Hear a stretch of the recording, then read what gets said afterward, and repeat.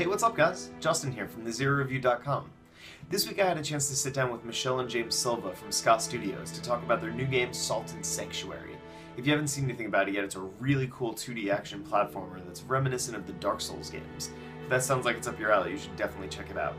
All the gameplay footage from this video is provided by VatiVidya, a very talented YouTuber who makes some pretty killer Dark Souls content. If you want to check out his channel, you can follow the annotation right here. And without any more waiting, I hope you guys enjoy my interview with Ska-Studios. Thanks. Okay. Hey everybody, this is Justin Skirbo from TheZeroReview.com, and today I'm joined by Michelle and James Silva of Ska-Studios. How are you guys doing today? Hey, it's going good.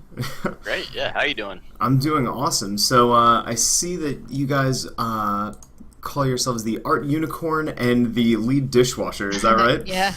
Yes, those are our roles. I mean, you know, it's kind Super of official. kind of a take on how when you're an indie dev, you have to wear a lot of hats. So Yeah. you make up roles that kind of cover all the bases. Totally, Yep. totally. Very cool, very cool. Well, today we're sitting down to talk about your new game, the amazingly, beautifully somber and ridiculously fun 2D action platformer called Salt and Sanctuary. Could you guys tell me a little bit about the game? Yes. Yeah. Where do we start? I guess kind of it's basically a 2D hardcore action RPG platformer. It's you know like you said, very very somber and dark. Very very influenced by Souls games. Yeah, for sure. What else? Yeah. We're supposed to have nailed the elevator pitch by now, but we haven't, obviously. Well, you know, if anybody sees the trailer or gets a chance to play it, it kind of speaks for itself, which is awesome. Yeah. Yeah, that's what we're hoping for gets across. Is let's just look at the game and then Yeah. figure it out. Yeah. Yeah, definitely. So Ska-Studios is obviously best known for the Dishwasher series, Dead Samurai and Vampire Smile. Now, those games are really kind of aggressive and fast-paced fighters, whereas, you know, Salt and Sanctuary, from what I got to play, is a little bit more, I guess I'd call it like methodical and a little bit more patient with its fighting. You know, what inspired that transition? I mean, I think yeah, because we just had this earlier interview, and it kind of jogged a lot of you know, gaming experiences that inspired a lot of stuff that I've made, and the one that it went back to is Devil May Cry 3, where you know, that was a heavy inspiration for Dishwasher, Dead Samurai, and Vampire Smile, and you know, kind of moving forward from that. I really liked, you know, playing Dark Souls. I really liked how it kind of took that. That, you know, that Devil May Cry feel of you have to be just an expert in your environment, you know, and you have to be aware of so many details and but, you know, but once you are, and once you know, pull off the impossible, it's a sense of accomplishment unlike any other. So Salt and Sanctuary kind of, you know, starts. It comes from that kind of background, you know, of you know, these like just kind of the genre of unforgiving action games, and how that's kind of this wide range of you know, from really twitch heavy to more methodical, and it examines that in a 2D universe, and that's kind of where that's coming from. Yeah, for sure. I mean, when I got a chance to play it, I noticed through just the short demo that we had at GDC Play and at the mix at IGN that there was a lot of like design decisions that I think kind of encourage the player to be more kind of careful about what they're doing, you know, kind of noticing enemy patterns and stuff, sort of the same way like Mega Man does, where it's like you see kind of how they choreograph their moves and then, you know, you find your opportunities to hit them. So I'm sure that was all deliberate, you know, when you guys were designing, right? Yeah. Sure. I mean, yeah, telegraphed attacks are totally okay. You know, I mean, that's it starts to feel like this really intricate, deadly dance when you can tell what your enemy's about to do, and you're like, okay, here we roll right up the way. You know, it feels really good. Yeah. To kind of you know, like know that incoming attacks are going to be certain, you know, like what the timing will be, and how to react. And yeah, I mean, I love that as a gamer. So we're heavy on that side in the game. Yeah, very cool, very cool. So, so tell me a little bit about kind of like the story, and like who are you in Salt and Sanctuary? Like, what's your character's motivation and drive? So you are a shipwrecked sailor. um, I don't know how much we want to talk about beyond that. Basically, Okay. you're a shipwrecked sailor. You have a task that's whether or not it's actually important is kind of to be determined. Okay. But you're basically starting off with that task being like totally screwed up, and Hmm. you're shipwrecked on an island. Just trying to make sense of where you are and the other inhabitants, what they're up to, and ultimately figure out what's going on. Cool, cool. Excuse me. So we were saying before that I know myself as well as pretty much anyone else has seen it. It kind of immediately notices the comparisons to Dark Souls. The stamina meter and just kind of it's very. I like the word somber for it. I don't know. It's kind of like somber, kind of like muted colors, very like faded sort of art style. This might be a dumb question, but was all of that deliberate? Do you like the comparison that everyone's drawing to Dark Souls? Is that kind of what you were going for, or do you want to look at it as its own unique kind of entity? Yeah, for this one we were definitely we're more okay for sure with the comparison Dark Souls. Yeah, it's definitely It's a can't talk. delicate line we walk. It's a delicate line for sure. Yeah. Mhm. The style we're kind of going back to what we were doing with the Dishwasher series. Like Charlie Murder was our in between game, and Mhm. that was like super crazy, colorful, like wacky, crazy, funny. Like it was more humorous than anything. And now we're going back to what we're good at, Yeah. which is that serious, gritty, you know, just like desaturated colors, Yeah. very, what do you call it? Just like dark and hopelessness, I guess. Yeah. Yeah. Despair ridden. Despair. Yeah. Yeah, it definitely does make you feel very kind of like alone and vulnerable. Yeah. Which is really really awesome. I feel like I don't know when I had a chance to play around with it, I kind of like in every encounter that I was in, I was like, okay, there's a good chance that I'm gonna die, like with any enemy that I encountered. Cool. Um, Yeah. Yeah, Yeah. for sure. We really wanted to set up a sort of like a contrast feel between when you're in a sanctuary and when you're not. The sanctuaries are sort of warm places of safety and healing, and the rest of the world is basically trying to suffocate you. yeah. Yeah. I think the art style and the I guess the color choices that you guys made for the sanctuaries and then the overworld is way different, and because in the sanctuaries it's that more like red, not bright but just more like lit and kind of warm colors, but when you're outside it's like very dank and kind of like just somber is the word that I keep using for it. Yep. That's Yep. yeah. That was our intention. So Yeah, yeah. Your good. sanctuary is a place of rest and warmth. Like you're returning to your hearth and home, and then out in the world, it's very dank and very Hostile. suffocating, hostile, and that even comes across in the mechanics. That if you're out there too long, your stamina is going to go down. You're going to lose focus, and you're going to have to return home before Not, you can really do anything. not like it's a timer or something. No, it's not a timer, but it's more like the more you do, the more suffocated you get, I suppose. Okay. Yeah, Okay. it's like there's like a wounding mechanic. Every time you take a hit, your health bar, the maximum reduces a little bit because of you've been wounded, and then if you Yeah. heal up, it'll only go up to that wounding place. Yeah. But then you go back to a sanctuary and that resets. That's cool. And then likewise the stamina. The way it works is you have your stamina bar, and then like half of that is reserved as like a focus bar, and as you cast spells, it takes away from focus, and your stamina only recharges to your maximum focus. So eventually, you won't be able to cast spells, and Mhm. also your stamina is halved, and all of that resets when you visit a sanctuary. Yeah, So so it's so each yeah. of the different like checkpoints, it's kind of like pulling you from one sanctuary to the other because it's so necessary to be there.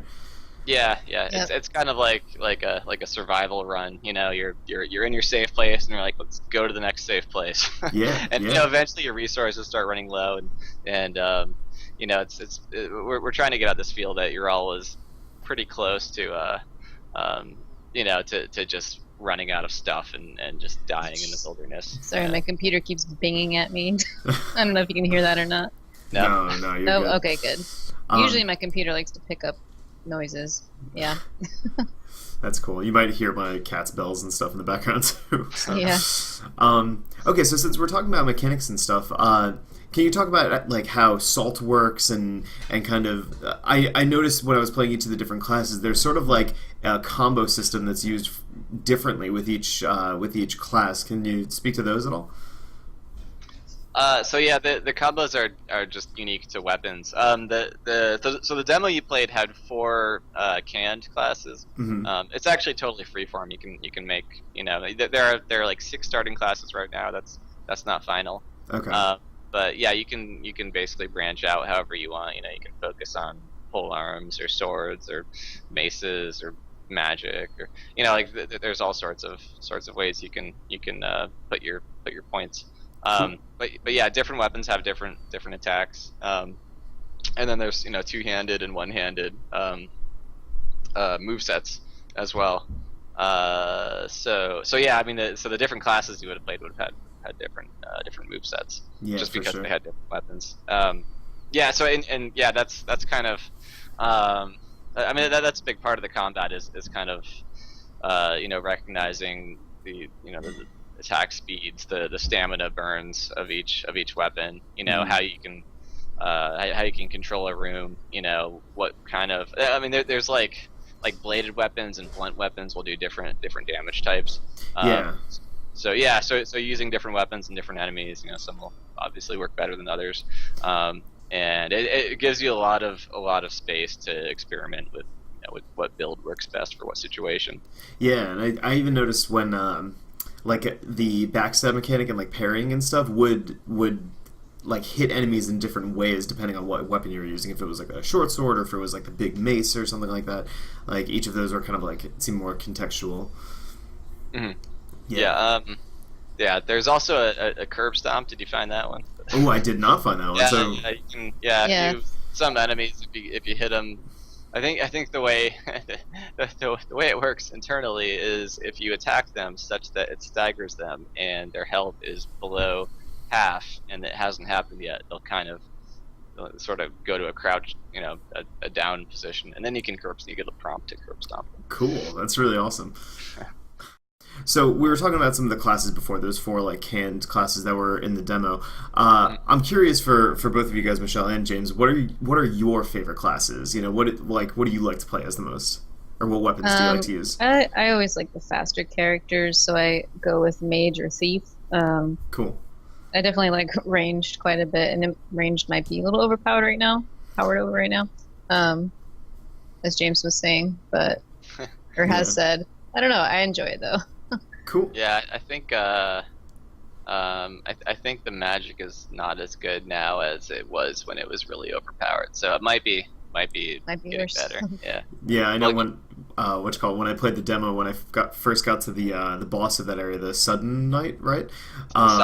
Sodden Knight, yeah. So I got messed up by him the first couple of times, but then when I noticed that the 2 daggered character had like a fireball kind of attack, I would just go to one side and just keep spamming that, and that's ended up working out really, really well. So. Yeah, that's a strategy. I mean, I think it's set up so that if you don't use any magic all the way up to him, you can pretty much exhaust your focus bar, and then that'll kill him. But if you've used spells leading up to him, you probably won't have enough to kill him. I don't know. Okay. I'll have to check. But yeah, I mean that's kind of the approach I've had it with was just making magic cost more, so that you have to be more selective about when you use it. Yeah. Cool. Yeah. I like scythes. That's my play style. Nice. Like a scythe weapon. I don't think that was in the demo at all. Yeah. There aren't any scythes in the demo. Yeah, there's There's a bunch of kind of like high level weapon classes like there's scythes and halberds and spears. Cool. And then you can transmute weapons within that class. So there's like there's a special character that's the alchemist that can transmute weapons from like one type of scythe to the other, and they get to be some pretty wicked scythes by the. That sounds rad. Like scythes.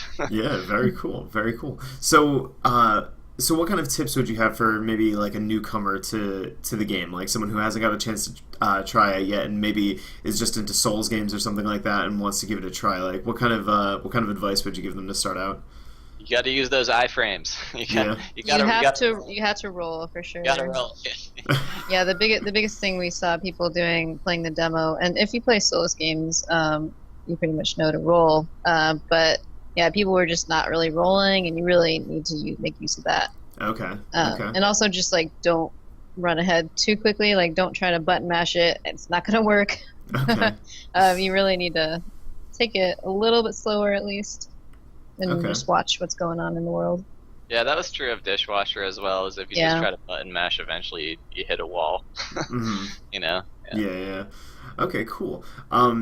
So I guess I've got some arbitrary questions first. So will there be any multiplayer in the game at all, or? That's something we're working on. Yeah.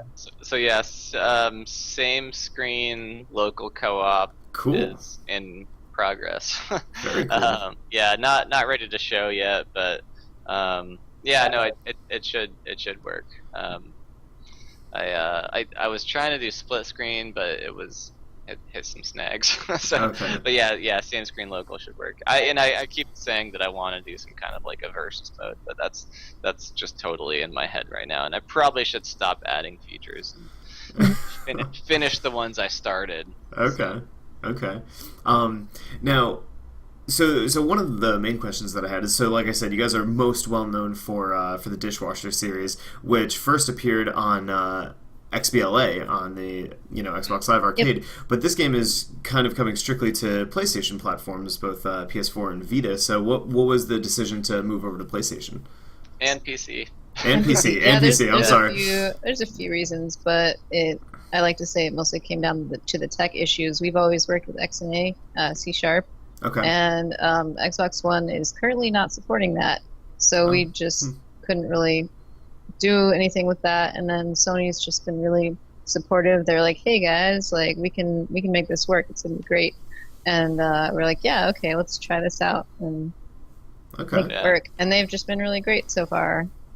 Okay. Yeah, they gave us a really good deal. Yeah, that too. They gave us some security, which is really what we're hoping for. Cool, awesome. Is there any preferred platform that you guys play on? Do you like just the PC build the most, or does it feel good on Vita? Like, what do you guys like? So it's the porting is very early still. So yeah, you would have played it. So at the IGN thing, that was on PC, and then on the floor it was on PS4. Okay.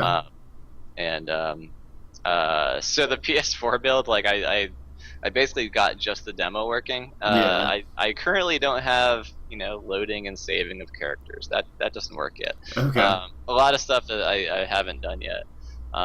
So, but basically I'm just playing it on PC as I'm working on it on PC. Okay. I generally like playing games on consoles. Just as a gamer, it just feels good. You sit down, you got the big screen and everything. Yeah. Playing games at your desk feels just like you're still kind of working. It feels like you're still at work. Yeah. No, I totally know that. I have such a problem where if I'm playing something on Steam or whatever, like just having that second monitor available, it's like forcing me to multitask, and it's like I just want to focus on the game sometimes. Right. Definitely. Okay, exactly. Cool. So I guess my last question is, and I'm sure this is the question that everybody hates, is like, do you guys have a window for a release date or anything like that? We're saying this year so far. We don't know entirely how much longer it's going to take us. There's still a lot to do. Content-wise, it's getting pretty close to done. Okay. But we still have everything, all the production side of it. We still need to do a whole lot of testing. We need to get more of it working on console. Okay. Just working out all the bugs, localization, and yeah, there's still just a lot of usability and everything to work out. We have to make trophies too. Oh yeah. I mean, yeah. I actually totally Steam meant to ask that question. If there was like, have you been planning any? Is there anything that you've kind of been like ruminating on that you're like, this would be really awesome to make a trophy? I think we haven't even thought about it yet. No, yeah, haven't really been thinking of in terms of trophies at all. Okay. I should be, because that's a that'll have to happen. Yeah. But yeah, I think we can do a platinum trophy. I forgot what the stipulations are, but something to do with gameplay. Okay. I think we're good to do that. So yeah, who knows what yeah, I really don't know. I mean, probably trophy like some basic ones for just beating major milestone bosses. Yeah. I swear we keep having like really clever ideas, but we never write them down. Yeah. That's the story of my life. Oh, that's cool. They'll all come back. When you're making it, you'll just be like, oh, remember this? That'll be perfect. Right. So you said that PlayStation was being really supportive and everything. Have they mentioned anything to you guys about like a PlayStation Plus kind of deal or anything like that? Nope. No, we haven't heard anything about it, but yeah, I think that kind of stuff happens like closer to launch. Yeah. Gotcha. But yeah, we are pub funded, so that's already a pretty big support deal. Yeah, definitely. Okay, well, awesome, guys. I think those are all the questions that I had for you. Oh my gosh, so cute. So I think those are all the questions that I had for you. Is there anything else that you want to tell anybody about the game? Anything, that you want everyone to know? I guess something interesting we've been doing that I don't know if we talk about it too much, but we have been doing developer streams on Twitch every week. So Monday, Tuesday, Friday, we kind of do them in different places, but Friday is our Ska-Studios Twitch channel. Although this Friday we'll be at South by Southwest, so we can't do that. But we stream That's on. true. We have 3 streams a week, and they're I know all on it's different kind of channels. confusing for people, Oh, but wow. it kind of started out as the Indie Mega Booth wanted some streamers, and so we decided to do that. And we're doing those on Tuesdays still, and then we just wanted to do our own as well. So Friday is when we do it on our own channel, and then I was doing Monster Mondays from a while back, and so I'm doing Monday streams as well on my own channel, on Shell Dragon channel. Cool, very cool. So people can stop in, you said, on Tuesdays and just watch you guys build the game? Yeah, pretty much. Pretty much, yeah. It might be really boring to watch. I don't know. No, I'm sure that there's a crowd that would love to see, kind of the, like how it's, all the intricacies that are involved with that. Yeah. We get, we have some We regulars. have regulars, which is cool. Cool. Yeah, who we love. Very awesome. And but yeah, I mean, a lot of times people will just drop in because they want to see the game, and then I'm like, okay, well, you'll see the game in like 20 to 25 minutes after I finish drawing this one thing. Okay, cool. All right, well, like I said, that's pretty much all I've got on my side. So we can expect Salt and Sanctuary a little bit later this year, and Yep. all right, Hopefully. cool. And I'm That's sure where we we go. can. Do you guys want to say your Twitter accounts and stuff so everyone can follow you, or other places that they can check out some news about the game? Yeah, sure. Our main Twitter that we don't really post on too much, but this is our official one, is at Ska-Studios, and then I am at Shelldragon. Cool. And James. I'm at Jamezilla, but with one L. Just think like Jamezilla, like Jamezilla with one L. Cool. Which is actually it was Jamezilla with 2 L's when I got a 360 and made a local profile, and then I was like, all right, let's check out this whole online thing. 'Cause I was a little bit weird about it, and then I was like, 2 L's is taken, I'll do 1 L, and I've just been using it for everything since. It's nice because it's never taken. You know, you can sign up for anything, and Jamezilla with 1 L is like never taken. Oh, that's good. You never want to come into that crossroad where somebody has it, and then you're like, what is this? Like, I know. yeah. Right? Yeah. Then you have to be like, alright, well, I'm Jamezilla 3 on PSN, but I'm Jamezilla just as is on this or whatever. Yeah. Oh yeah, it's my Xbox gamer tag and my PSN. Not with the 3 at the end. That was an example. Okay, cool. So everybody friend James and Michelle and follow them and everything, and Yeah, sure. On PSN Yeah, too. PSN I got Shelldragon, but then on Xbox, I don't care. On Xbox it's Ska Shelldragon because Shelldragon was taken by someone who doesn't use Xbox anymore. Oh my god. It's kind of frustrating. Like it's such an old account that it doesn't even have Like, I Like think it an was Avatar or pre-360 even. Yeah, it was pre-Avatar. It's crazy. Oh my gosh. It's obnoxious. That's not cool. There can only be one. There's only one. Yeah. All right, awesome, you guys. Well, thanks so much for joining me, and hopefully we'll hear more about the game very soon. Yeah, Thank for you. sure. Thanks for having It was us. fun. Yeah, no problem.